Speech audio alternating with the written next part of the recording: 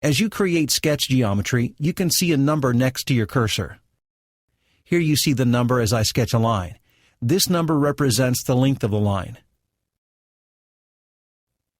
If I were to sketch a circle, this number represents the radius of the circle. However, this number does not control the geometry.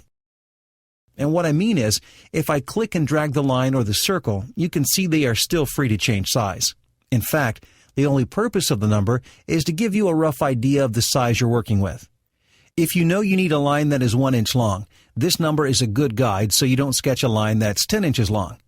A good rule of thumb when sketching is to try and keep your geometry close to the size it will end up. You don't have to be precise, just try to be in the right ballpark, and this number next to your cursor is perfect for that.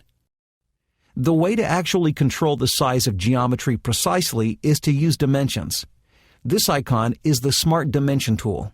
You can access it here, or you can press the S key and select Smart Dimension from the pop-up toolbar, or it is also available in the mouse gesture. The reason this is called Smart Dimension is that there is only one dimension tool in SolidWorks for all types of dimension, lengths, angles, diameters, and so on. The reason it's smart is because SolidWorks knows the type of dimension needed based on the geometry you select. For instance, to dimension this circle, I click on it once. I move the cursor and click again to position the dimension, and you can see a spin box pop up. To change the size of the circle, you can type in a value using your keyboard, or you can press the up and down arrows, as well as dragging the thumb wheel here to increase or decrease the diameter of the circle. I'll type in a value, and to accept this value, simply click the green check, or press Enter on your keyboard. If I click a line, like the side of this rectangle, you can see SolidWorks recognize that I need a length. I'll click once more to position the dimension. Type in a value and press Enter. You do have options on what to select. For a line, I can also click the endpoints of the line and establish its length that way. If I select an angled line, you can see that by moving the cursor, I can establish either the true length of the line, the vertical length, or the horizontal length. I'm not clicking anything as I do this. I'm simply moving the cursor. When you're happy with the alignment, click and type in a value. There's an interesting little trick you can use in situations like this.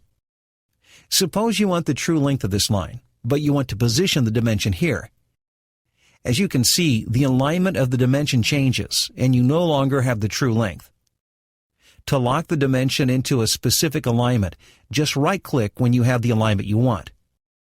Once you right-click, notice that no matter where I move the cursor, the alignment remains the same. To unlock the alignment, right-click once more. One more trick. After putting in a dimension, you can drag the attachment points to change where the dimension is attached. This is especially helpful when dimensioning to circles and arcs. When I put in a dimension from this line to this circle, you can see that SolidWorks automatically attached the dimension to the center point of the circle. If you intended to measure to the circle itself, simply click and drag this attachment point to the inside or outside to change it. After you have dimensions in place, you can easily modify them or delete them. Deleting them is easy. Just like any other sketch entity, you click to select a dimension and press Delete on your keyboard.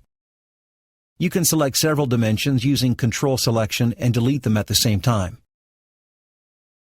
To modify a dimension, simply double-click the value with your mouse and the spin box reappears, allowing you to input a new dimension, and that's all there is to it.